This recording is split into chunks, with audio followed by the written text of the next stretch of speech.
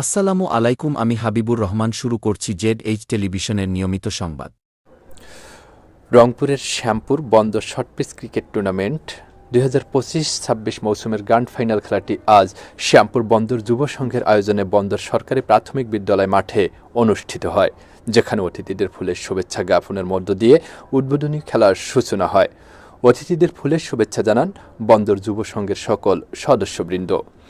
আজকের আয়োজনে সভাপতি ও প্রধান অতিথি খেলাটি উদ্বোধন করেন। সভাপতির দায়িত্ব পালন করেন বিশিষ্ট সমাজসেবক শ্যামপুর চিনিকল এমপ্লয়িজ ইউনিয়নের সভাপতি আক্তারুল বাদশাহ।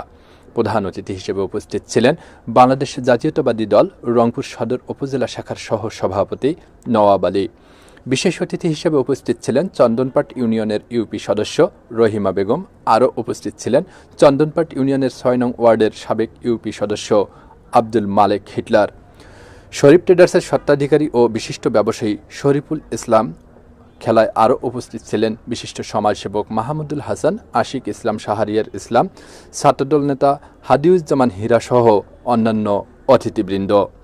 পরে বিজয়ী দলের মধ্যে চ্যাম্পিয়ন ট্রফি ও রানার্স আপ দলের রানার্স আপ ট্রফি তাদের মধ্যে প্রদান করা হয়। Nesaruddin Ahmed, news desk, Z television.